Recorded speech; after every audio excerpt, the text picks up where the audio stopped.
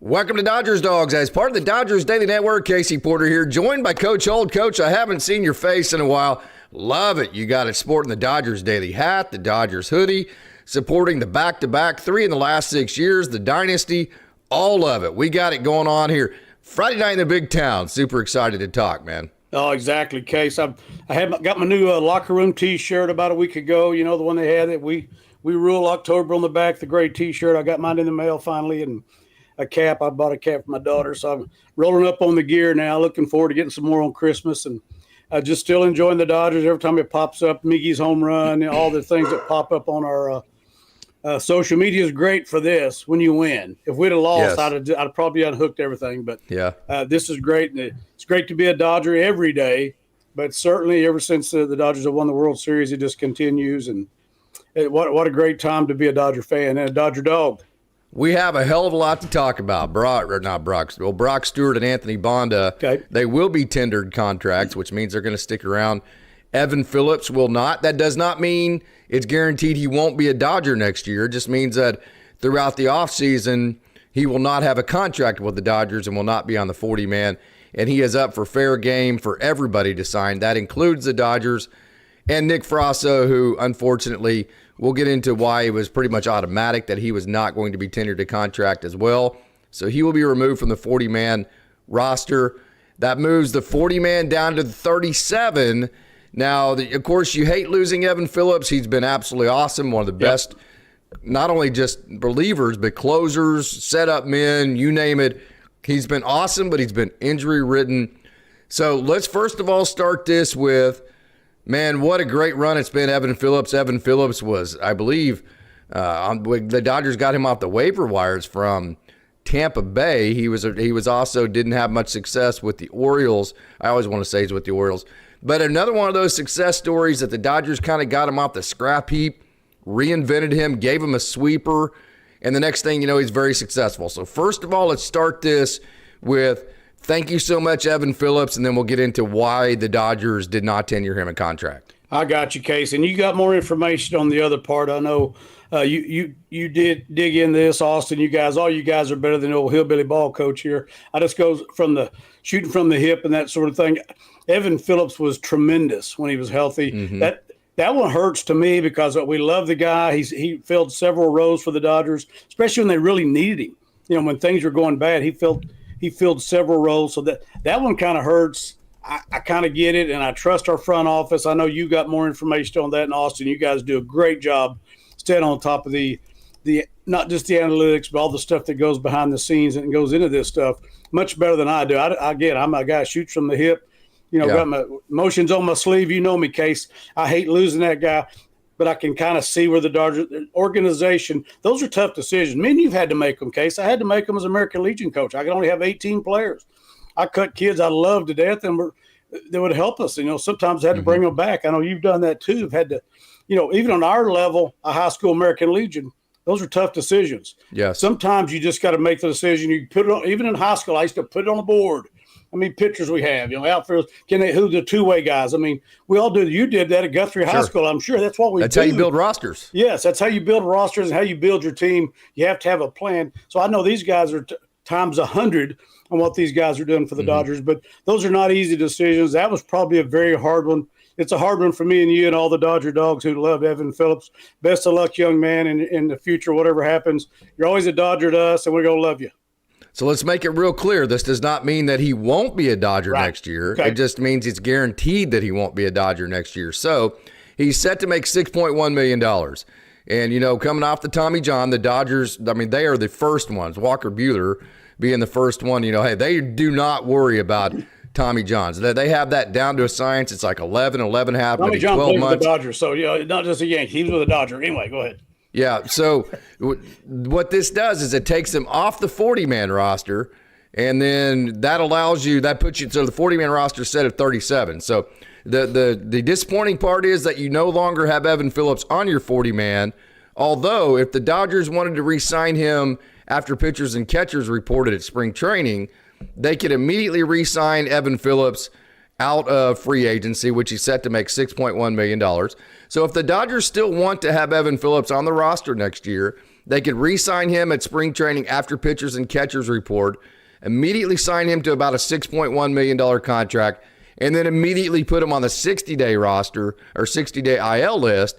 And then at that point, you have Evan Phillips back on your 40-man roster and also that 26-man roster spot cleared. And it gave you the entire offseason to go get what you wanted in the free agency market. So that definitely is in play at this moment, and the Dodgers are good at that kind of stuff. That's what I'm saying. I knew you'd have the information that goes into that much better than I can relay it, because you follow it much better.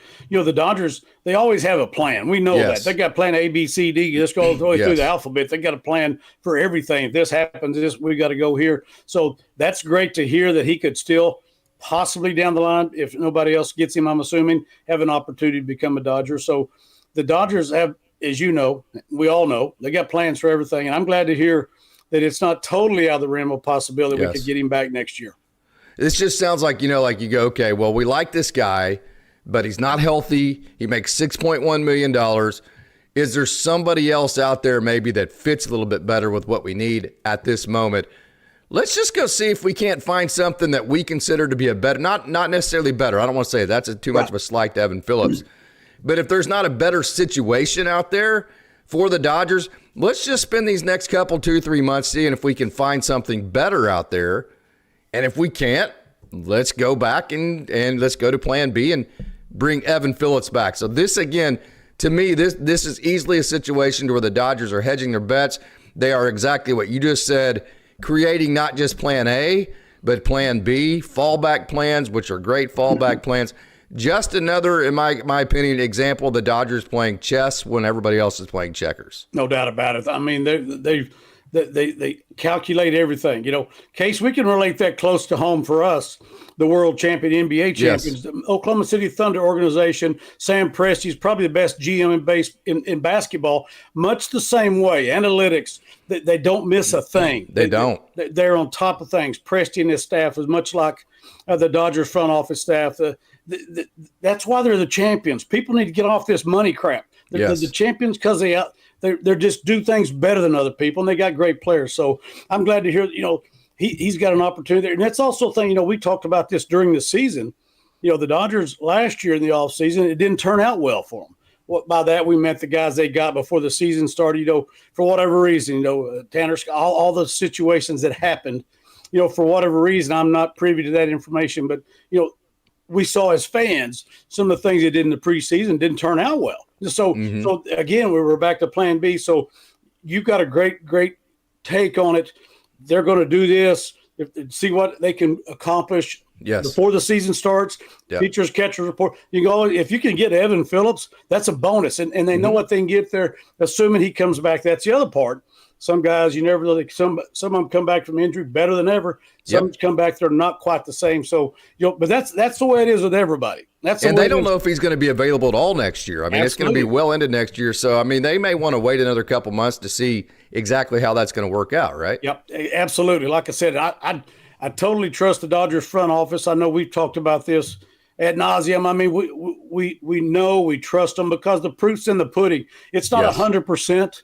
But nobody is. So even like we mentioned with Sam Presti in the NBA, he's got great draft picks. He's also had some bad ones. He's not 100% either, but they're so good at having a plan. Yes. A few years ago. And backup plan. When the Thunder was terrible a few years ago and they hired this coach, we're like, who the hell is this guy? Yeah. Now he's the NBA coach of the year and he's got the world champions. Presti knew who the hell he was and he knew what he was doing. Same thing the Dodgers are doing. That they have a plan for everything. That it's not just, happenstance. When you get down to the game, that's Dave Roberts' decision to make tough decisions based on feel. I know he's got analytics. We talked about this. You don't put Miggy Rowe in there game 6 because the analytics say he needs to be in there. No doubt. Do it because you want the guy in there. Or Andy Paez in center field over Justin Dean, No doubt. That's what I'm saying. Who saves the season. When it comes down to cutting time, Dave Roberts the last 2 years has proven the hands on the Blake Tron, and I still love that one. The stuff he's done this year, it wasn't off analytics. He don't have a piece of paper in his damn hand. He's doing things off field, and that's that's game day stuff. That's in the dugout. That's Dave's job, on the field stuff.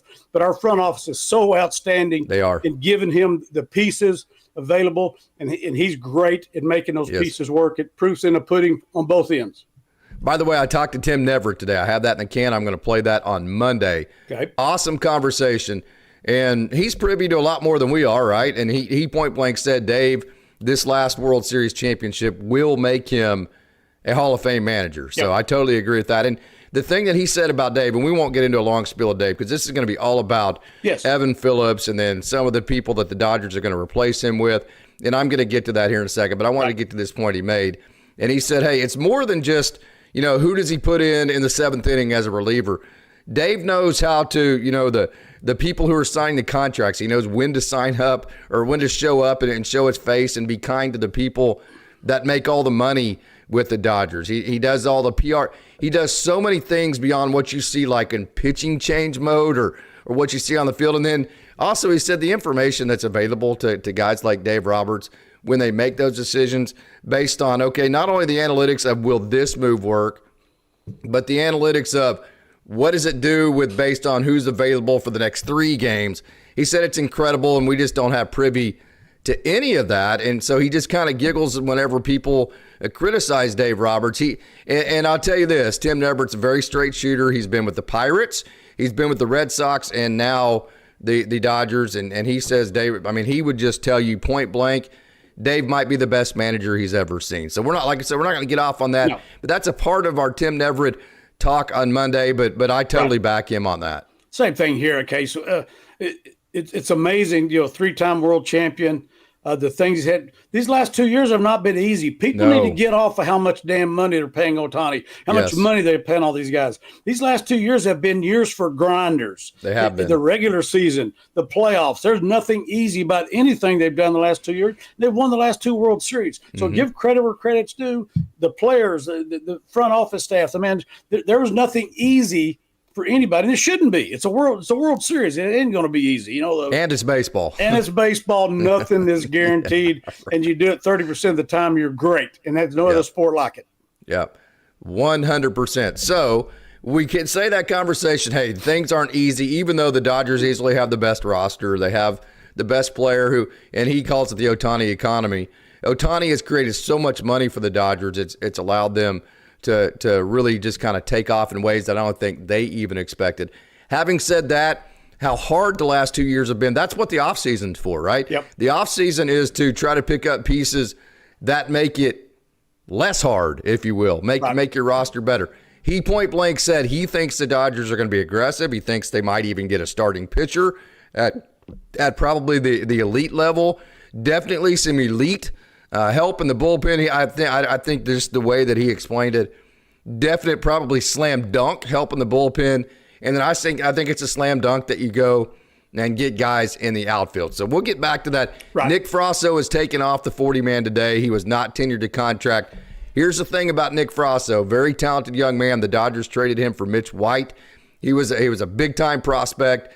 He just could not stay healthy. He couldn't stay healthy with the Blue Jays before he came over to the Dodgers. Hasn't been able to stay healthy with the Dodgers. And then really the big one, he tore his labrum. And, Coach, you know as well as I do, you just don't come back from labrums. Some people do, but not very many, man. I'm telling you, I couldn't even swing a fungo when I tore mine. And it's not like a Tommy John. It's not like you go, okay, well, we go to this doctor in 11 months. There's so much unpredictability to shoulders, especially for a power-throwing right-handed pitcher. They just don't trust those shoulder injuries. And so it was obvious that Nick Frasso was going to go. I hate it. I love Nick, but it's absolutely the right decision. Yeah, like you said, Case, it's the Tommy John surgery is a thing of beauty. And I say that in the respect of the guys that come back off that. You've seen guys that has had 2 of the Tommy Johns that come back, but you very seldom you hit it right on the head on the labrum. That's usually a career ender. You hope not for the young man, but it usually is for everybody. Like I said, you've experienced that yourself. That for a pitcher, it's horrible. It's almost like, when you get a terrible leg injury for a running back, it's pretty much career ending. Of course, now knee surgeries are much like Tommy John. The medical field, surgery, medicine is so outstanding now, and the rehab and all the stuff they have. But certain things still, you'd think a torn Achilles would be a career ender, but a lot of guys do come back from that too. But it's a horrible injury that sets them out for a long time. But labrum for a baseball player, especially a pitcher, you said it best. That's usually a career ender. You hope it's not for him. especially in an organization like the Dodgers that have so many choices to choose from. So I'll say this, it takes you down to 37. That tells you that the Dodgers are going to be aggressive in the free agency market. They're not just going to get rid of Evan Phillips and all that to just go fill them out with AAA guys. I'm just telling you, that's not going to happen. They are going to get aggressive. Pete Fairbanks, I think Devin Williams is probably target number one.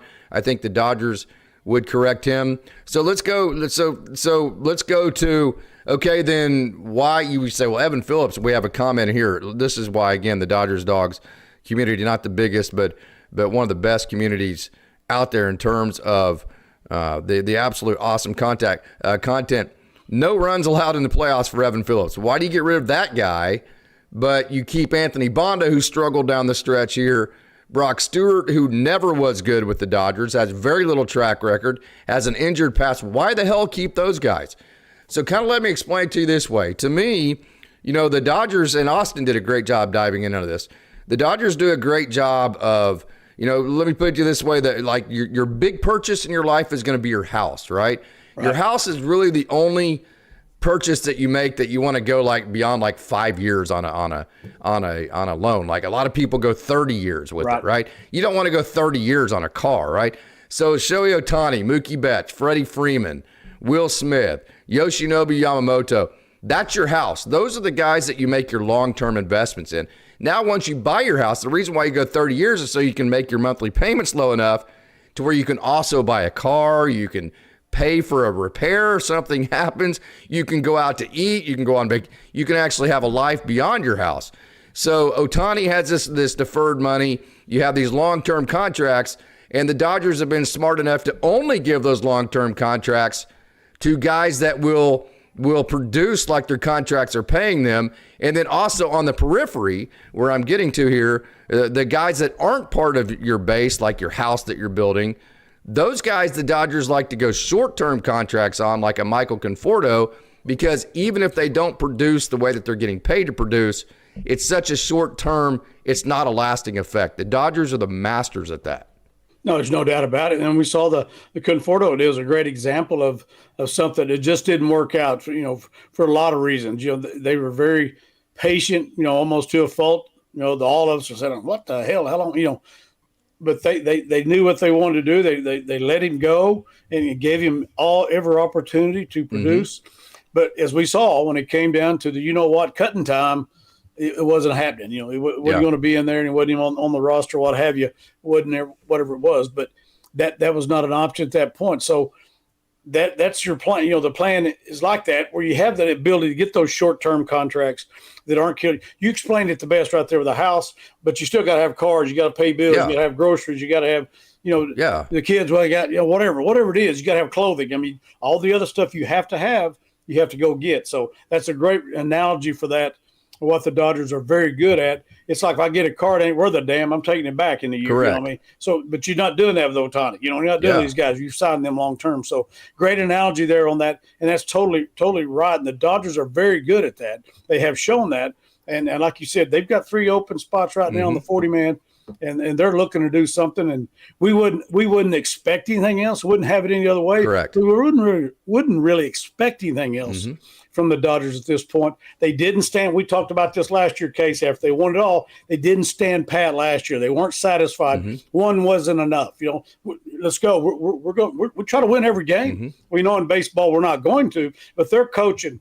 They're doing their scouting. All the people in the front office, everything they do is to win every game. They're not going to, but they're shooting for perfection, like me and you did at Guthrie and Stillwater High School. Every day we practice. We're going to. Everybody's getting hit. Everybody's making a play, and everybody's throwing strikes. Shit doesn't happen, but that's your plan. So the Dodgers are very good at that, and they've got way more success in that, obviously, than anybody else. To be honest with you. They have a plan. They're going to be aggressive. I think at least their plan right now is to be aggressive. Hey, the market is going to dictate exactly what happens. But kind of what I'm saying is, you go buy this house and you walk in, you go, this is the house I want. It's the house we're going to live in. I'm going to grow my kids up in this house. It's going to be a 30. You're willing maybe even to overpay a little bit for your house because this is such a big investment. You want to make sure you like it, right? But you go in and you get a car, you're like, dude, I ain't overpaying for this son of a bitch. I'm either paying this or I'm going to the next.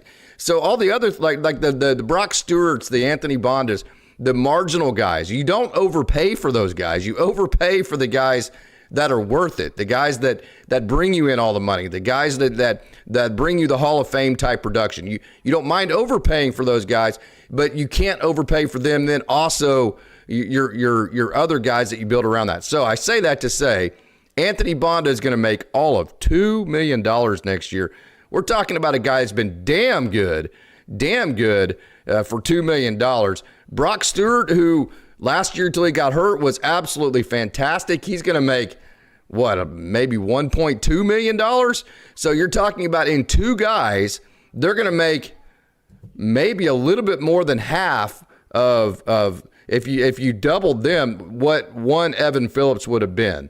So there's no doubt about it. The Dodgers feel like they have more value in what Anthony Bonda and Brock Stewart can bring based on what they're capable of, based on what they're going to get paid, versus the value of what Evan Phillips would be at $6.1 or $2 million. So they're going on the value aspect of this.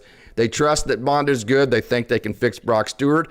And then also they think they can go out and upgrade, in my opinion, with a Devin Williams or a Pete Fairbanks to offset the loss of Evan Phillips. That's where this is headed at this very moment tonight. I'm 100% sure of that. Yeah, the money you're talking about. I mean, you're talking about 1.2 and 2 million compared to the others.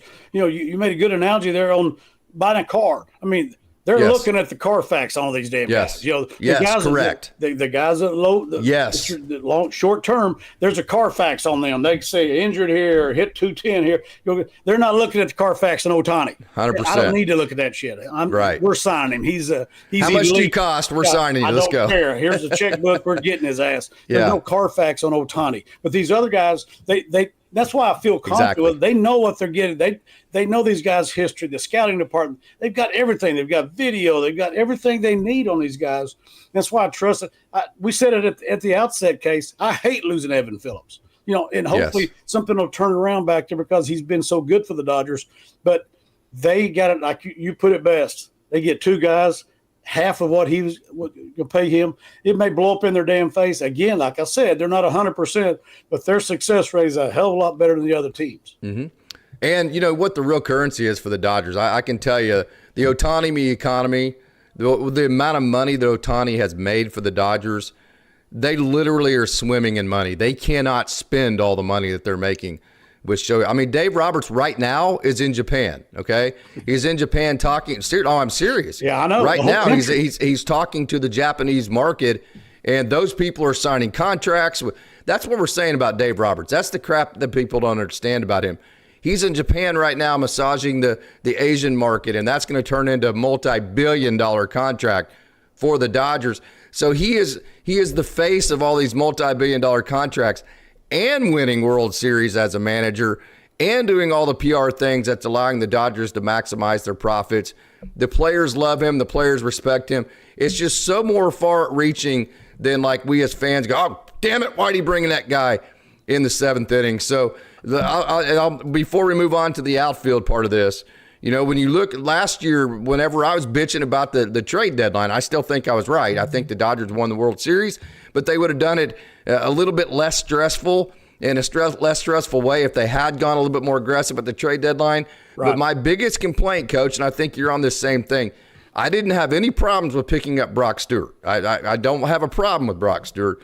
My problem was he was the only one they picked up. Yeah. So they are correcting that mistake, and so they're bringing back Brock Stewart like they got him at the trade deadline, but we're going to get the +1, probably the +2 that we should have got at the trade deadline. So they're literally taking that situation and exactly correcting that, which, again, just another job of to me, playing chess in this game of hot stove. And they're fixing it. You mentioned it best. It didn't turn out well. Again, we go back to plan B all the way back to plan Z. I know they've got them all. You know, it didn't go well. How do we fix it? Now we've got a plan. That's what I'm saying. The Dodgers are so far. I don't know. I don't follow the other teams. I don't give a damn. Sure. That's where we're playing on. But, you know, as far as the front office, it's amazing the things these guys are able to do. Again, not 100%. I still go back to your interview with Billy Gasparino last year. Mm-hmm. You know, they're struggling down there. They're all the way to the end with the Padres. Who's going to win it? in 24. Hell, Billy said, hell, there's days we didn't know. The guys in the front office look at each other like, hell, I don't know how that's going to turn out. So they make the decisions based off the information they have, the feel they have, the ideas they have, the plan they have. They make those decisions, and more times than not, times 10, the Dodgers are right on those. Or it turns out that if it isn't correct, like they've done something here, now we've got an opportunity to try to fix it, and we're going to do it this way. And you're looking around, like you said, all the money that the Dodgers have. They don't win world championships because they got a lot of money. Hell, the Yankees got a lot of money too. I mean, I know they got 27 of them. We got a hell of a long way to go to catch up with them. But my point is, right now, the Dodgers are winning because they're out doing everybody on the field, in the front office, scouting, everything. Yeah, totally agree. If I said that Brock Stewart was tendered, I stated that incorrectly. Evan Phillips and Nick Frasso. So if I got those confused just a minute ago, I'm getting old, I'm getting all my names. But yeah, we're talking about losing Brock Stewart off the 40-man, losing Nick Frasso off the 40-man, keeping Anthony Bonda, and also who was the other one? Keeping Brock Stewart. So there you go. That's where we're at there. So that sets up 37 on the roster. So to go get an outfielder, to go get either two relievers. So here's the way this sets up for me. You go get an outfielder and you go get two pitchers. Now, one of them might be a starter. One of them might be a reliever. I agree with Yang Yi that the starter part of it isn't the urgent. None of it's a need. These are all wants. The Dodgers could go and play Ryan Ward and Alex Call in left field and be just fine. They could ride Tanner Scott and assume that Blake Trinan is going to have a bang up year and a comeback year, and that Kyle Hurd's coming back, Gavin Stone, River Ryan, Emmett Sheehan's going to be good, ride with Justin. I mean, they could do all that and still win another World Series, probably still be the best team in baseball. So these are all wants, not needs, right? But at 37, that sets up for a left fielder and two pitchers, either two relievers or one starter and one reliever. So that puts you in the situation of, really, we're kind of looking at two relievers like, hey, let's go get Pete Fairbanks and Devin Williams, right? Let's go do that. Or if the right situation comes along and a Tarek Skubal becomes available, somebody of that ilk. You just can't say, sometimes you run into deals and you go, I don't really need that, but this is such a good deal, I can't say no. Right. So if that deal from a starting pitcher comes along, then it becomes a starting pitcher, a reliever, and a left fielder. That's where we're at right now. No doubt about it. And that's totally what everyone would agree. They get paid the big bucks to make those decisions, but we all understand what we're looking at here. You got to need an outfield bat. You need a big time bat in the outfield. And like I said, it kind of jumped around. Last year we lost the entire starting pitching. Yes. This year the bullpen was struggling due to injuries, and the starting pitching was amazing. That's even before Otani became a full-timer. Yes. He was still working up. We got to understand, we start the season next year, he's back to 100 pitches, whatever. I don't know what they'll have a pitch count. I'm not saying that, but he's full tilt pitching again starting next year, just like he was at the end of the year here. So, you're going back, like you said, the starting pitching, I think I agree with you on that. That's not the biggest, but you're not going to turn one down. You get a big timer. You get a difference maker. Scoop Ball's that gun Cy Young winner in 2 years in a row. What the hell? You wouldn't turn that one down. But absolutely not. So, but if you can get an elite reliever and an elite starter, just more power. That's a great decision right there. And we know we're going to get a bat in the outfield. You're going to depend on who it is. I know you've dug into that. You see stuff all the time on social media. Who's it going to be? Blah blah blah. We know we're going to get one. Yeah. There's no doubt. The Dodgers are the two-time back-to-back world champions. Yeah. They're going to be able to pay the guy. He wants to play for the Dodgers. All you got to do is look around the culture of the Dodgers. People want to play there. They do. It's like, I'll go back to Thunder. I know people don't want to hear this crap, but people want to play in Oklahoma City. They do. It's like they want the ring. They want the culture. They're playing 11 or 12 guys, and they're passing like a college team and kicking everybody's ass. Tim Everett made a big point of that in our conversation I'm releasing Monday with him. He made a huge point of that. Players want to play with the Dodgers. Absolutely. Players want to be in that clubhouse. And Dave Roberts leading them, and the leadership in there. Otani tipping his freaking cap to the manager. Well, except for Mike Shield after he hit him, but tipping his cap to the manager every time he comes up. The guy's the most gentle giant and the most elite baseball player in the world, and he's tipping his cap and smiling. Big old kid. That's what I'm saying. Who don't want to be a part of that? And they do. You know they do. You see the Freddie Freeman Mookie. Get out of here. The culture, not only are they good, the culture, the clubhouse. It's the same way we see the Oklahoma City Thunder. People want to play there too, even though it's Oklahoma City. Me and you live here. It's not very damn big, fixing to have a big-time arena, but they're doing things the right way, just like the Dodgers doing in a major, huge market. Same thing you see the Thunder doing here in a small market. So kind of let me explain to you just how aggressive the Dodgers are thinking, okay? This doesn't mean this will happen because the markets have to work out. Again, the Dodgers will overpay for their needs. They'll overpay for the Shohei Otani. They needed Shohei Otani. He was a must. They had to get Shohei Otani. He has been the central building block behind this entire thing, not only just the production on the field, the 50-50s, but just cornering the Asian market and the amount of money he's made, the financial freedom it's allowed them to go over the tax luxury thresholds and not give a damn, right? To go then and recruit the Yoshinobu Yamamotos and the Roki Sasakis, continue that culture to where everybody wants to play with Shohei Otani, right? He was, although the Dodgers already won one, he was the building. That's why this generation, hands down, it's not even debatable. This is the Shohei Otani generation of Dodgers baseball, Coach, and I'm going to say this very clear. Listen to me very clearly. This is not debatable. This is the golden era of Dodgers baseball. If you can't enjoy this era of Dodgers baseball, something is wrong with you. You are seeing history being made. This is the greatest era of Dodgers baseball ever. You're getting to see the best player in baseball do things we've never seen. We've won 3 out of the last 6 or 3 out of the last 5, whatever it is. There's no end in sight. And I'll say in this little pep talk this is a real possibility. Tarek Skubal, Devin Williams, Stephen Kwan, or Byron Buxton, or somebody like that. That could happen this offseason. That's how aggressive this front office is thinking after winning back-to-back. This is the best era of Dodgers baseball ever. It's amazing, Case. I relate to – you're right. We're so fortunate, we being the Dodger Dogs, all the Dodger fans all over the world are so fortunate what we're witnessing. We watch the Dodgers every night when we can. Of the Shohei Otani era, I totally agree with you on that. There's no doubt it's the golden era of Dodger baseball. I go back – me and you, Case, sitting here in Stillwater, Oklahoma, we saw the greatest – season by a college running back in history. Nobody will ever break the year Barry Sanders had here in 1988. And me and you're sitting there, beat up, rusted out Lewis Field, watching maybe the greatest running back that ever lived in college. And probably in the top, he would have set the record in the NFL if he didn't retire at age 30. But my point is, while it's going on, we weren't thinking that way. We're just like, man, this guy's pretty damn good. He's getting 300 yards a game for 5 games or whatever the hell it was. But, in the same way the Dodgers, we're sitting on here, the Dodgers are getting together, we're pissed off because we lost. We've lost 5 in a row. Oh, hell, we're hitting. We can't hit. Now we're like 10th in the league in hitting from first. Yeah. Bitching them on it, pissing them on it. We don't. The process is so amazing that me being a fan, I know Dave Roberts, those guys probably didn't do it, but me being a fan, you get caught up in it sometimes that you don't really, until later, enjoy what you just witnessed. You said it. 100%. I know I enjoyed the Otani. Especially if you're involved like a coach or a player, you definitely don't stop and enjoy the process. You don't have time. Those guys don't have time to enjoy anything. I'm not saying they don't. You know what I'm saying. They don't have time because they haven't finished the job. I'll go back to Kobe again, baby. Why am I happy? Why should I be happy? Job's not done yet.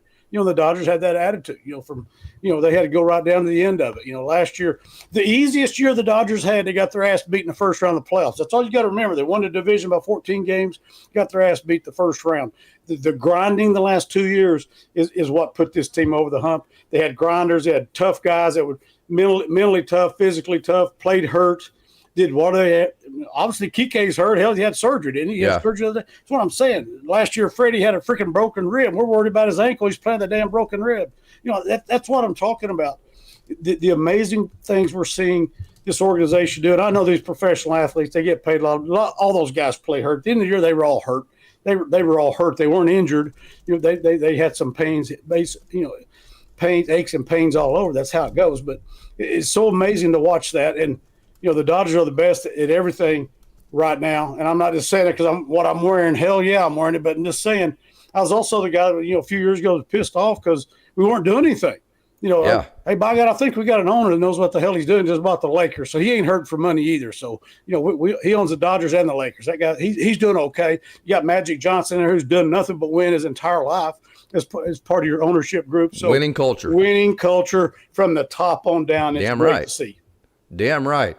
Winning's addictive, man. Once you get used to winning, you don't want to go any other way. No. So on that 37, Coach, that does not include Miguel Rojas or Kike Hernandez. I could see the Dodgers maybe bringing back one or the other. I would not be in favor of it personally.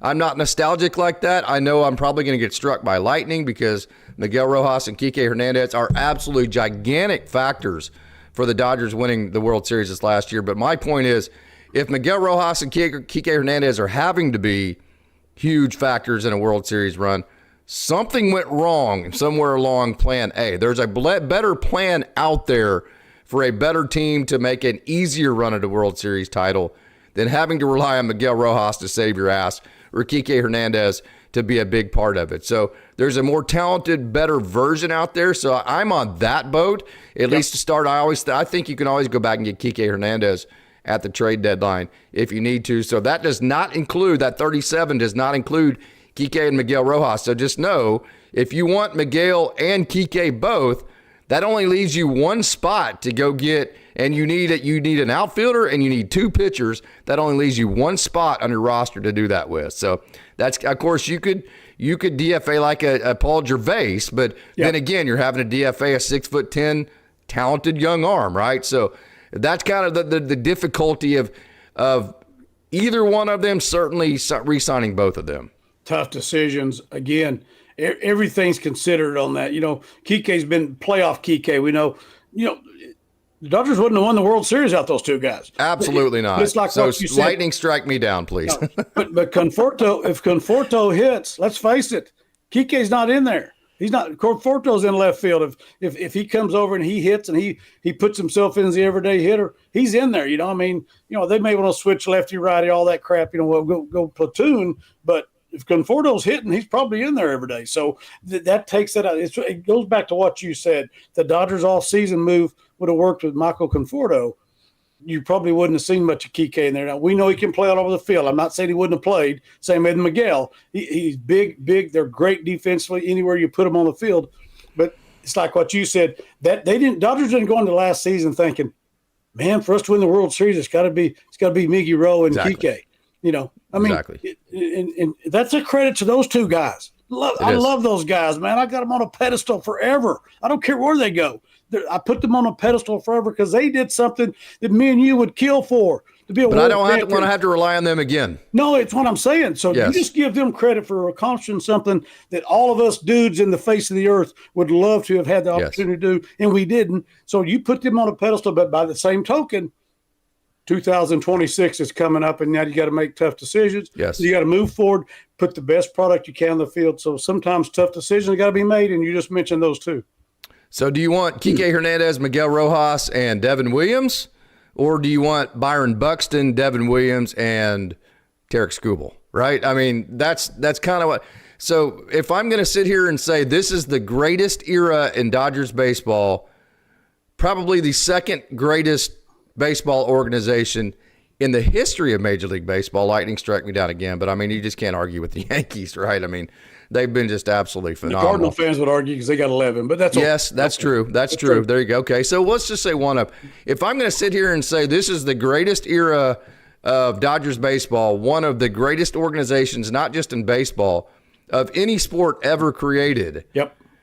And I'm going to make the statement, do I need to make them better or do I need to make them more nostalgic, right? I mean, I can't stop and say I want to bring two guys back because they saved their ass.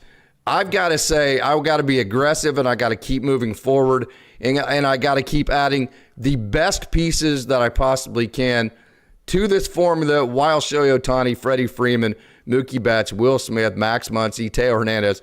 While this window is here, you have a duty to continue forward and not look backwards. Thank everything that's happened in the past, but look forward in the future to adding the most amount and best talent that there is. Now, if you don't find the right fits, if you don't find the right contracts, you have Kike Hernandez and Miguel Rojas, kind of like you do Evan Phillips, probably waiting there in the wings for you. That's where I'm at, though, and lightning strike me down. No, I don't think the case. I think Lightning won't strike you down that with them May on the other deal, But anyway, yeah. But Lightning won't strike you down that. But let's face it, the Dodgers won in 24 too.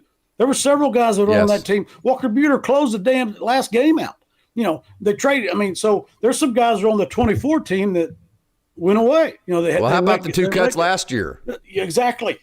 Austin Barnes and Chris Taylor. They both had. Austin Barnes caught the last pitch. He saved Will Smith's ass in 2020, point blank. Absolutely. Chris Taylor saved her ass against the Cardinals, right? That's what I'm saying. Tough decisions have already been made in the past. And two guys we love. You kidding me? Chris Taylor and Austin Barnes. We love those dudes. They're there also. But what I'm saying, one in 24. How many of those guys that you? They didn't figure in your plans for whatever reason. I'm not in those meetings. They didn't fit in your plans for 25 for whatever reason. You did what you did. So we said it then. We're saying it again now. The Dodgers won't stand pat. They're not satisfied. We're just trying to win every freaking game we play, and that's the way I come to work every morning. If I'm a general manager, Dave Roberts is in Japan. Let's get some more fans over there. I think that whole country is Dodger fans. So, and that's great. That's awesome. That's amazing. And I hope they can understand me better. I got a better microphone now, so I think the closed captioning will be better for our Japanese. It wasn't working. with Hillbilly Coach. The closed caption wasn't working. They were wearing my ass out. Look at that. You got me a good microphone here. Yeah, I did. I sure as hell did, man. Hillbilly Ball Coach can be understanding now in Korea and Japan. I feel honored to be there. I love those fans. I love the people. But anyway, so that's where you are right there. The tough decision is always going to be made, and the Dodgers are going to do it. Just like I think you're not a good organization if you don't. I think if you don't stand pat. Nobody. We've said this forever, Case. You either get better or you get worse. Nobody stays the same. So that's where the Dodgers. Everybody that's any good knows that, and they're going to continue.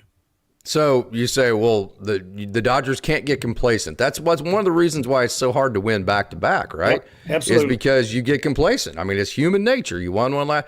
It's tiring. You went the whole route. You played more games. It's harder to be motivated to deal with the fatigue that you're a year older. All those kinds of things. So what's the best way, Coach, to make sure that everybody in your organizations knows there will be no complacency? The best way to do that, Coach, is to bring in a Blake Snell, is to bring in a Tyler Glasnow, guys who they've been great players, but they've never actually been a central figure to a world championship team.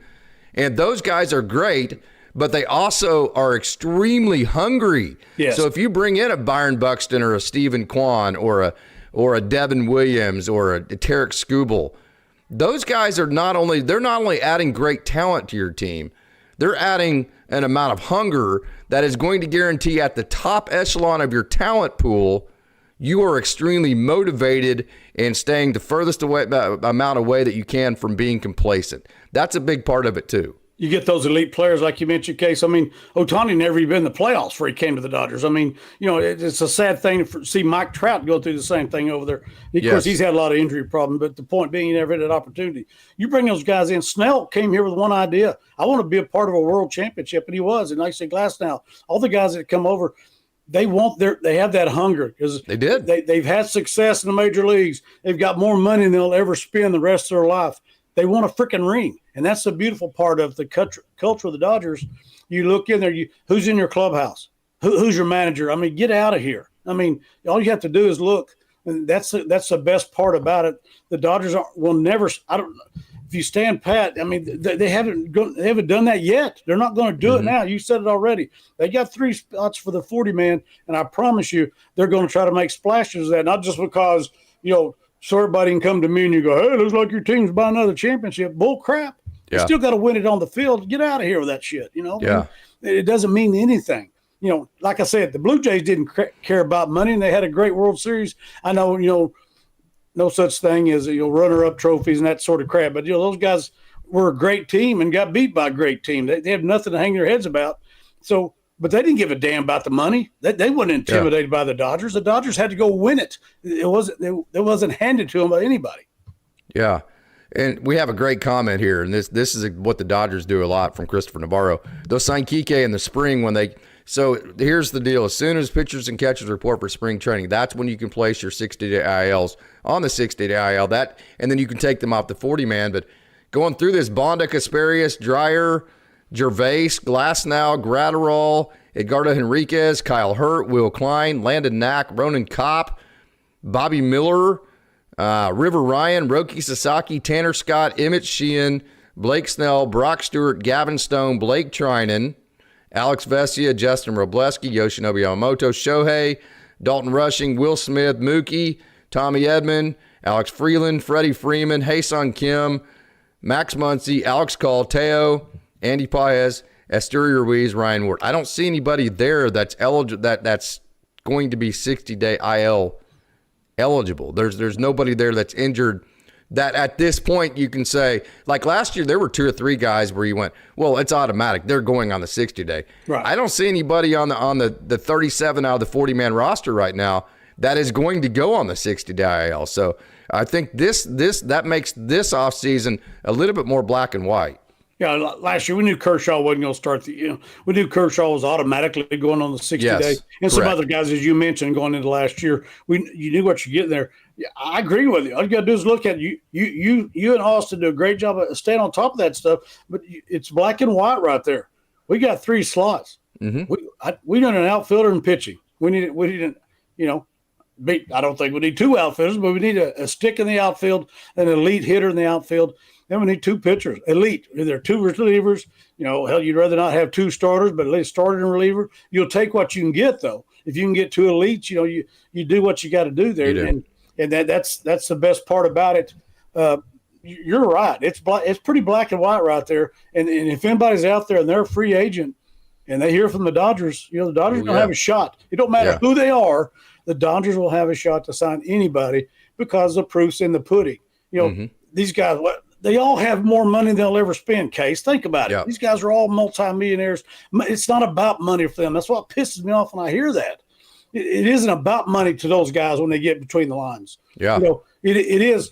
I totally agree. At some point, it's not, At some point, when they need to get the most money they can, what their value is. I totally understand that. That's the situation Belly's in. This is his last big contract. That's why I don't think he'll take 2 or 3 years. No, that's what I'm saying. And the guys in the 3-piece suits and they're going trying to get that. I get that. When they put the damn uniform on, walk on the field, that's at least the farthest thing in their minds of the damn money they're making. They want a dadgum ring, and that's what they all want. All the major league players, all the minor leaguers, Casey and Tony in Oklahoma, who never were good enough to do that shit. Yeah. What we wanted also. So, another way you can clear space is you can trade. Like, I think the trade targets would be like a Ben Kasparius, a Paul Gervais, a Landon Knack, a Bobby Miller. Here's my problem with that, though, Coach.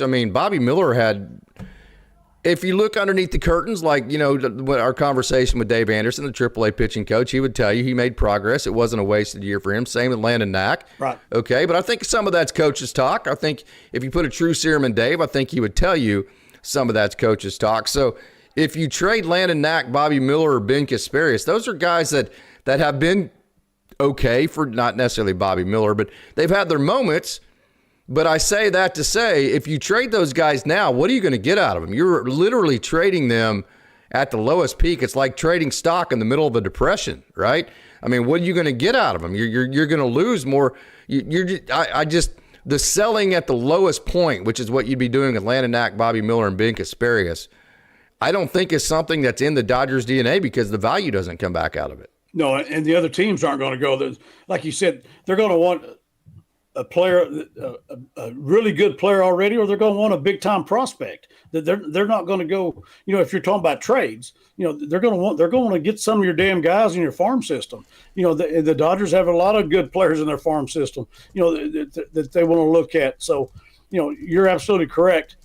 What are you really going to get from those guys? As far as trade value, and that's no slam to them. It's just the nature of the business. And they, if they stay with the Dodgers, you still got an opportunity. They could come out and tell us all to go to hell and have a great year and make the All-Star team. Yeah. There's no reason why you can't. But we're just saying at this point, as you look at it, and all the other general managers and front office people are looking at the same damn thing.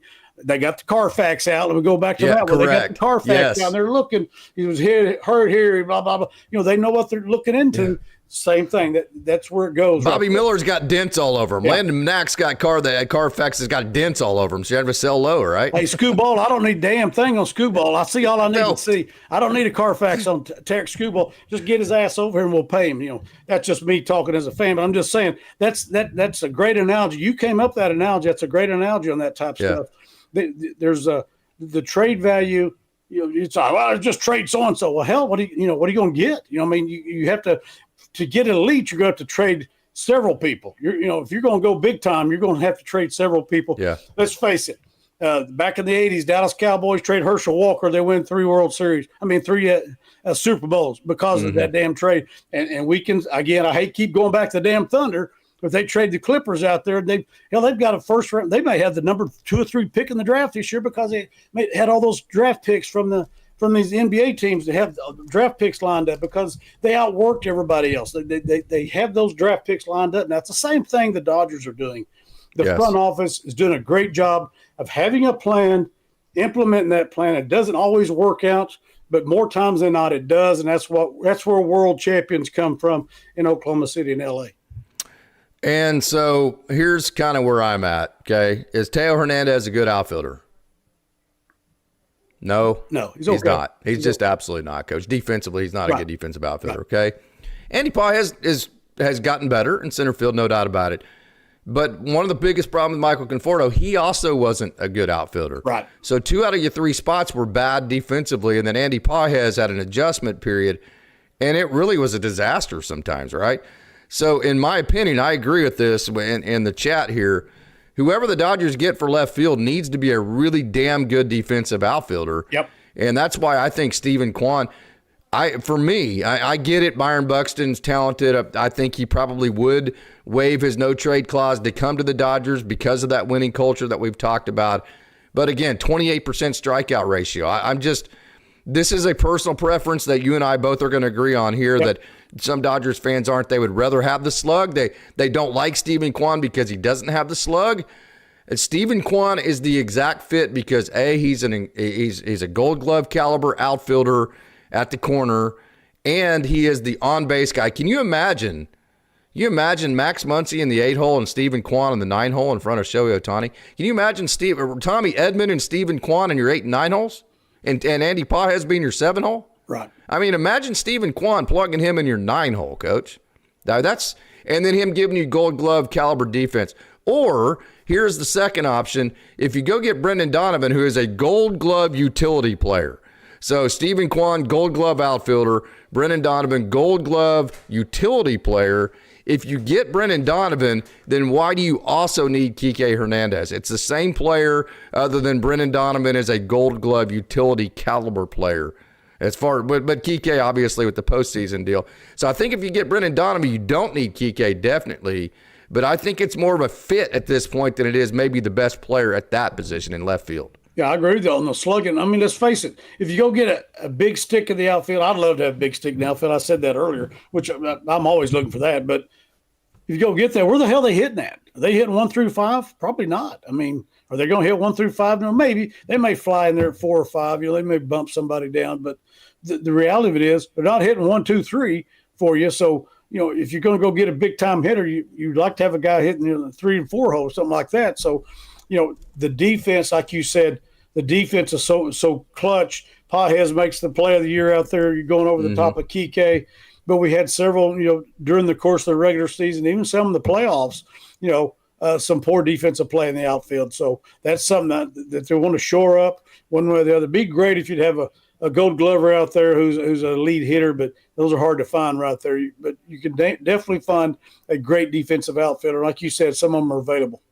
Yeah. So I think what Dodgers fans don't like about Stephen Kwan is that he doesn't bring the slug. And so you're looking at a 131 WRC plus in 2024. You're looking at right around a league average last year, but it's not about that part of it because the OPS aspect of it without the slug is not going to be what you'd see like out of a Byron Buxton or whatever. It's the bat to ball skills. It's the get on base part of things that to me is attractive. And again, that's going to be a personal preference. That's the fun part of the cooler talk. This is what I prefer. This is what you prefer. Neither one of us are necessarily right or necessarily wrong. Some people will want to say, go get the best, like you're talking about with pitching, go get the best player. Screw it if he's a fit. I'm saying, hey, whenever you get down to your margins, I think fit matters more than maybe if you go get another boom or bust guy, that kind of deal. But hey, that's here nor there. That's just kind of what one person might think over the other. But I think it's very exciting just to know. I mean, the Dodgers, they at least have 3 spots to work with, and they are going to go after the best players because they will not stay complacent whatsoever. And as we end our conversation here on the hot stove, before we get back a little bit into the World Series talk here in a second, I think that's a very exciting prospect because I'll take this back to the comment you made a minute ago, Coach. As much as it sucked, okay, to get beat by Arizona and San Diego in the playoffs, Coach, I don't think the Dodgers have created a dynasty without those losses. I think those losses got underneath the skin of Andrew Friedman to the point to where he said, you know what? I'm flipping all you MFers the bird, and y'all ain't beating our asses again. We're going to get Otani. Screw you. We're putting you in our rearview mirror. So all those losses really sucked, and they still pissed me off. In some ways, they were a blessing because I think they did create the dynasty we've seen. There's no doubt about it. The hunger, we're talking about bringing in guys who have that hunger, like Blake Snell, Glasnow, those guys who've been elite but have never won. It's the same thing there. You guys should have won, and you got your ass kicked. You win your division by 14 games, and you lose in the first round. I mean, but like you said, the hunger came from the top on down. It came from like you said, Andrew Friedman, those guys going, okay, we can't let that crap happen. No, Dave Roberts is about to get fired, man. Yeah, no, we talked about. I mean, he was one game away from getting fired. Absolutely. The next year, if we lose that series, the Padres, the way it looked like we were going to, I totally agree with you. So he goes from being fired, to now Hall of Fame manager. That's a credit. Think about it. That's a credit to him, his staff, the players, the front office. That's a credit to everybody, but mainly the guy who's down there pulling the strings and had to make the tough decision. Andrew Friedman got their 3-piece suits on, setting up in the box up there, eating shrimp cocktails. Dave's down there, the one in the damn dugout when the heat's on to make the move. And so credit to him. He's turned himself, from a good manager into a Hall of Fame manager pretty quick, and he ain't through yet. I mean, there's no. We're not saying he may win several more cases. He may win multiple from here on. Hell no, he ain't through. No, he ain't through at all. The Dodgers are surely not shutting it down. There's no guarantees, as we know. It's baseball, blah blah blah. But good Lord, I mean, we got a Hall of Fame manager. Hey, let's put Andrew Friedman and his staff in the damn Hall of Fame. They've proven a lot also, just in what they've been doing. With this ball club to give the Dodgers on-field staff the pieces they need to be successful. Yeah, absolutely. And so do you buy stock, Coach? Do you do much of the stock market? Yeah, I'm not smart enough, Case. I'm a coach. Sure, understood. Principal, you got it. But you have to understand, like if you invest in the stock market's not about what has the stock done. What the stock's done is not going to get you jack squat. What you need to know is what is the stock going to do in the future. That's what's going to make you your money. So I say that to say, people say, Devin Williams, actually Devin Williams was really good in the second half of last year. He had about a bad 3-month span. And so here's my point on Devin Williams. First of all, I think the Dodgers will completely fix him. I think the culture, I think the clubhouse, I think being around all these winning culture type guys will completely fix Devin Williams. For one, I think the Dodgers will get the best version of Devin Williams because of that. But two, relievers are the most volatile position out there, period, in a discussion. So from one year to the next, like Tanner Scott, he was great with the Padres, not terrible, but not good, not what the Dodgers thought we were going to get last year. So even if you go get a guy that did have a perfect year last year, which Devin Williams didn't, there's absolutely no guarantees whatsoever that person's not going to be volatile and then now have their bad year this year. So if you're going to make that statement, you also have to make the statement that if Devin Williams wasn't perfect last year, he is a reliever. The relievers are the most volatile position. So who am I to say he won't bounce right back and be the dominant Devin Williams that everybody knows he can be, especially in the Dodgers locker room? That's where I'm at with him. We've seen that all over baseball, Case, not just the Dodgers, but in the game of baseball. Being baseball fans as we are, you see it all over the big leagues, the guys who are quote unquote washed up. Well, he don't have it anymore. Next thing you know, he's getting traded. He's getting, let him go, blah, blah, blah. The guy comes back, reinvents himself. That's the other part that we can't forget about. Yes. If he comes over, I don't know who has been his pitching coach over there. I don't know what his culture is in his dugout, in the clubhouse. I don't know who his manager is. I don't know because I don't follow. I don't give a damn. What I know is what the Dodgers have, and that's a totally different – guys can change just by being who they're around. Remember what Snell said last year the first time he threw a bullpen? Remember the thing he's most excited about? Kershaw standing there watching him. He said, I'll never forget that. I'm throwing my first bullpen of the Dodgers. Kershaw's sitting there watching me, shaking my hand, and and that's what I'm talking about. Yeah, come over. Devin Williams comes over. He starts throwing. He looks around there. Shohei Otani over there throwing rocks at him or something. Being a big ass kid. One of the greatest players on the face of the earth ever. So that's what I'm talking about. All of a sudden, this guy's, oh my God, I'm going to do whatever the hell I got to do. Not that he didn't before, but we don't know what he did. I'm not saying he wasn't working. I'm not saying that. Raise your level of play because first of all, you're with the back-to-back world champions. There's nowhere to go. You got to be elite. This team expects to win it all. We don't expect just to get in the playoffs. They expect to win it all. He could raise his level of play. Give him an opportunity, to do that like we did with Tanner Scott. Didn't work out this year for Tanner. Who knows? He may come back next year and be elite like he was before. We don't know. You just mentioned right there, he reinvent himself. Maybe he will. So we don't know. But don't. We can't forget about that part of that clubhouse, correct? That team culture, what that means to a guy coming over who hasn't experienced that yet. Now he's got, oh my God, boy, look where I'm at now. I'm in La La Land with the world champions, and it's freaking nice. I can't wait to get out there, and I want to make myself better. I'm going to do whatever I got to do. Can't take that for granted either. We have an incredible crowd. You got about 10 more minutes, Coach? You betcha. You betcha. Okay. We have an incredible crowd logged in. I want to thank all of you Dodgers dogs. It's so humbling to see the amount of support we get. They always, whenever Hillbilly Coach Holt jumps on, we always get the great crowd going. Okay, so a couple of guys. I'm totally out on Cody Bellinger. No, I'm not. I'm not totally out on Cody Bellinger. Okay. I wouldn't mind having Cody Bellinger back. I do think the swing changes to shorten up a little bit to put the ball in play a little bit better. I think those are legit. I think they would probably continue at least to an extent in the Dodgers organization, not probably as much as they have been. I think the Dodgers would probably try to add a little bit more slug back into the game, which would sacrifice some of that two-strike approach. So I don't think it would completely translate, but I don't think it would completely go away either. So I say that to say, okay, Cody Bellinger, I think the Dodgers are in the same spot with him that they are with Kyle Tucker. You say, hey, Kyle Tucker, we'd love to have you. How about 7 years? And Kyle Tucker goes, hell no, man. This is my last time to make money or whatever. I'm going to make my back. I'm going to get 10 or 11 here. Okay, well, you tried. So if you can get him on exactly your terms, great, but you're not going to. Cody Bellinger, he's probably going to get offered 5 or 6 years.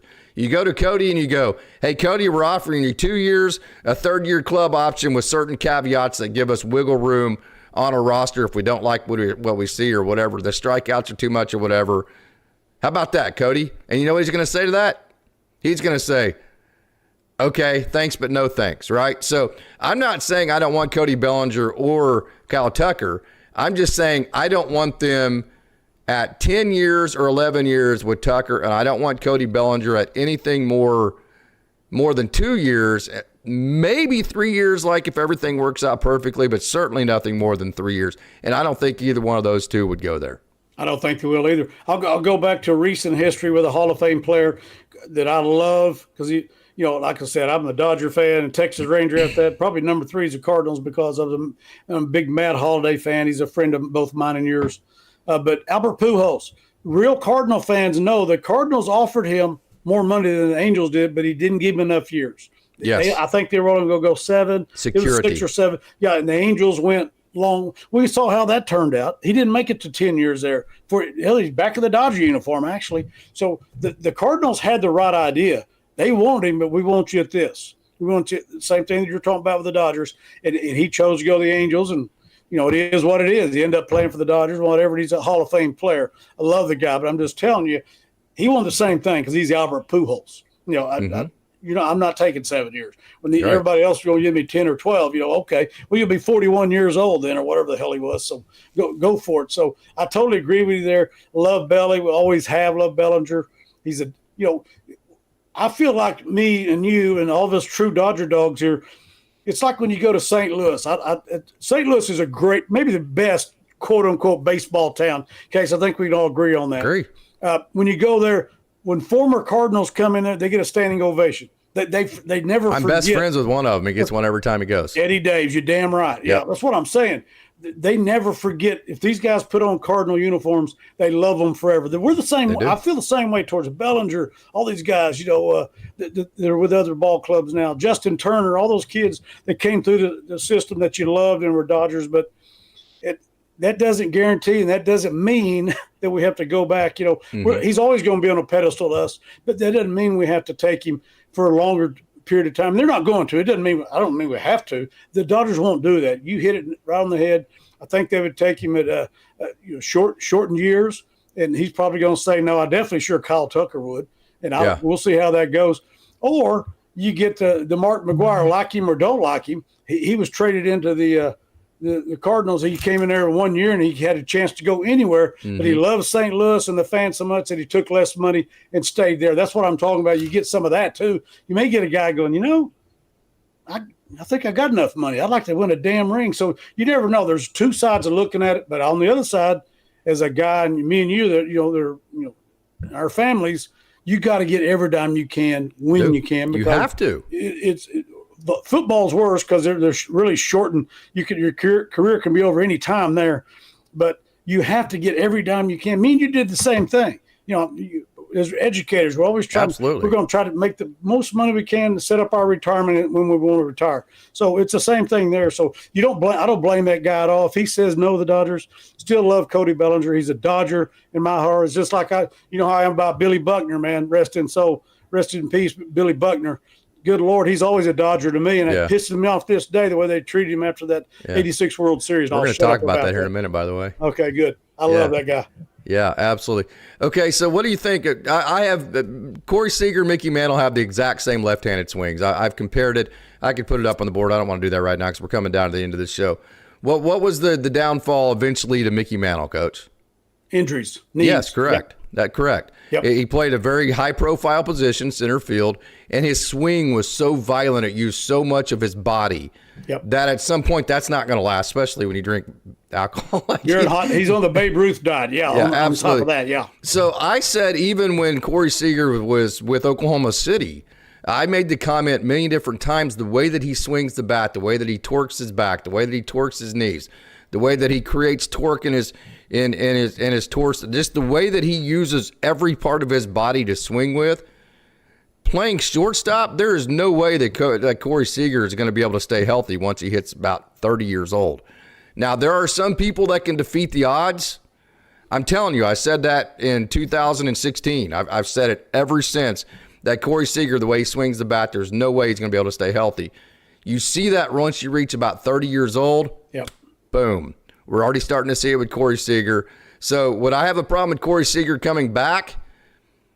Not necessarily, but I'll tell you this. It would have to be on the cheap for me, which isn't going to happen again, because I'm telling you, maybe Corey Seager will defeat the odds based on the way that his mechanics work and his age and that kind of deal.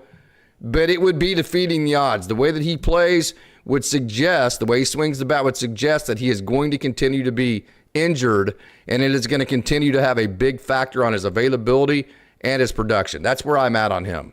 Yeah, some guys overcome that. Of course, Cal Ripken was Seager's a big guy. He's 6'5" or so, isn't he? Ripken was a big guy, but he didn't have that violent swing. He didn't. He played every freaking day, hurt, obviously. He set the record that'll never be broken in the history of the game because nobody will do that shit. But, the big body also, and playing shortstop, like you said, the violent swing. Think about, I'll just throw this in there real quick. Mickey Mantle nowadays, the knee injury he had gets fixed. He comes back better than before. How about all the strength training? If he'd had access, he got was a freaking animal anyway. So he would have put records out if he could have stayed healthy and didn't have to retire so early that nobody had ever touched. Yeah. That's why he's probably one of the greatest players ever played. Switch hitter, still got the fastest time from home to first on the left side, 3.2 or some unheard of crap. It's amazing with that big body and the power to hit it out of Tiger Stadium and all that shit. So, but the point being, all that violent, those days, He was just born too damn soon. He didn't have the luxury of having to fix that. But Corey is just big. He's a big guy, and like you said, he's been injury prone. I mean, I guess where's he playing third? Is he going to play outfield? I mean, that's what I'm saying. Where the hell is he playing? I mean, it's the offensive game that's going to injure him, though. Yeah, that's what I'm saying. So, we got a DH. It's not too bad last time I checked. So we're not looking for a DH for the next 70 years or whatever 700 million gets us. We'll be fine for DH for a while. He may be 50 years old and still be elite, the way that guy is. But anyway, so I don't know. I'm with you. Again, I think of him the same way. He was on our 20 team. We won it all. Yeah, he was our shortstop in 2020. Yeah, so the point being, he's a Dodger forever in my mind. I take pride in that. I'm always going to love that guy. But, also, where are we going to put him? And I don't want to go back to where we start doing that type of stuff. No cut to those guys. But we're moving forward here, aren't we, Case? I mean, yes, correct. I feel like we need to continue to move forward. Think of it like a stock. Yeah, I love those guys, and they're a big part of Dodger history. Always will be, and I love them. But we got to keep going forward. And I don't know if we're going forward there because you're going to have to do something different that you didn't plan on. I mean, right. We know Belgium play outfield, and he can fill in some at first too. We know that he did some of that. Was pretty good at it, but I don't know. I'm with you on that. I hope we continue to move forward, and I don't know that it includes those two. But I'll put it this way: if they sign them both, I'll be happy as hell. But because I'm not the one going to have to try to figure out the lineup, that's Dave's job. Mm-hmm. He's I don't agree with Amrakati that Corey Seager's an elite player. I just don't think he's going to stay healthy. That would be my. Now, can you predict health? I think whenever you look at the way that people do mechanics and stuff, like big running backs, Coach, that take a lot of hits. I mean, those guys are probably going to end up injured a little bit more than the shifty guys that never take on hits. Yeah, that kind of those little scat back guys. So, as we wind this up, all I want for Christmas is I want probably, if I had my number one pick, probably either Stephen Kwan or Brendan Donham in the outfield. I want Tarek Skubal and I want Devin Williams. That would be my Christmas list. So did you have anything else you wanted to add before we get to the World Series talk and finish this thing up? No, I'm with you on that. I'll take any of those guys right there, and I trust our front office. I know what they're going to get. They're going to give us the best opportunity, and I'll take any of those three you just mentioned right there, and I'll take several other guys too. If they want to put the Dodger uniform on, have at it, and we'll go give it hell. Okay, Coach, so let me get into this, and we got about 8 minutes here. You good with that? Yeah, I'm good. Okay. Man. I'm going to say this point blank, and I mentioned this with Tim Neverett. He's going to talk about this on Monday whenever we release our interview at Christmas. By the way, I'm releasing all my interviews and all my prospect stuff at lunch every day, so that's pretty cool. I think that's been fun for me. Oh, yeah. So, and he doesn't use of all times, and I'm going to wait for you to hear his response on Monday. Okay. I'm going to go there right now. I don't use of all time a lot. I think it's used way too much. I think there's too much recency bias. We forget how good like the 1993 World Series was, 1960 with Joe Mazeroski, maybe 1986 where the ball went under Bill Buckner's glove, that kind of deal. Yeah, we forget the 18-inning game in 2018 when we talk about greatest games of all time when Max Muncy hit the walk-off, all those kinds of things. I get it, okay? I understand that there's recency bias, especially with the modern day and age where all this information is at your fingertips and it's one news cycle after the other and it's like 24 hours long. And the short attention spans, I understand. Gotcha. I'm going to say this point blank. That was the greatest World Series ever in my lifetime, which dates back to 1973, in my opinion. Maybe 1976 to Carlton Fisk.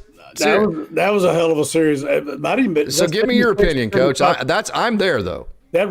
Probably the Dodger one is probably. I know we're biased, but I don't think we are. A lot of people that I talk to and see say the same thing because of the Game 6 and Game 7. This with I think it has to go the full 7 before we can say it's the greatest ever.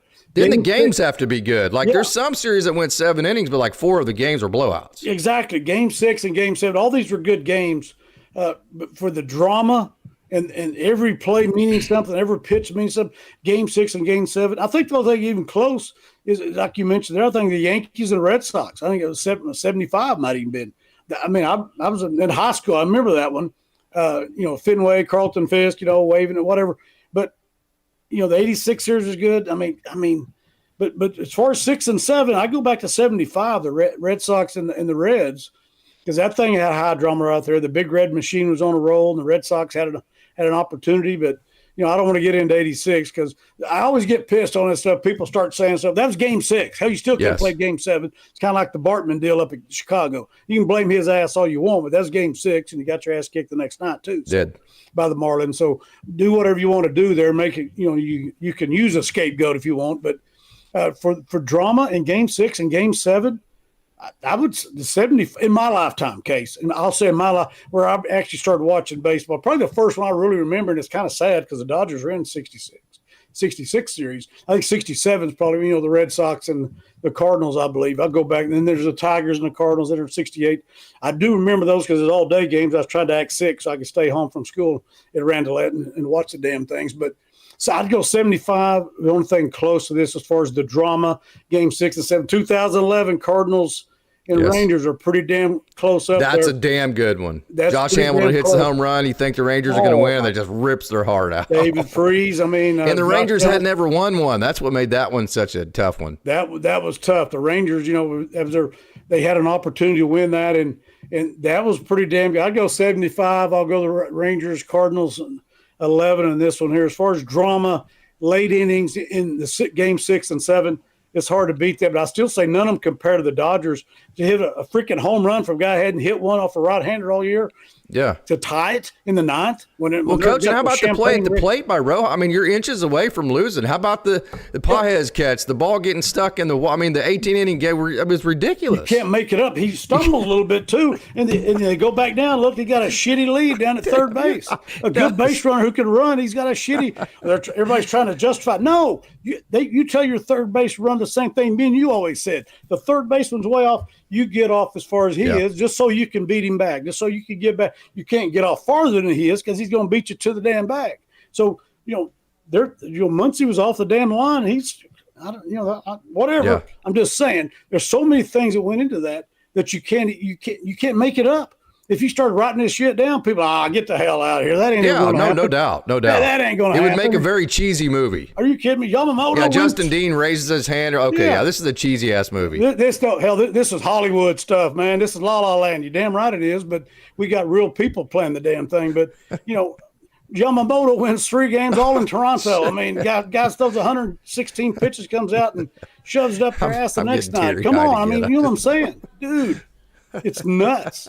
You can't make it up. So going back to what your original question, which I'm bad at just flying off the damn handle over here, hillbilly ball coach, but I'm just telling you, it's hard. I think this is for drama, 2 outstanding teams. The Blue Jays were outstanding. The Dodgers were outstanding when they had to be and made key plays, the key plays to win it.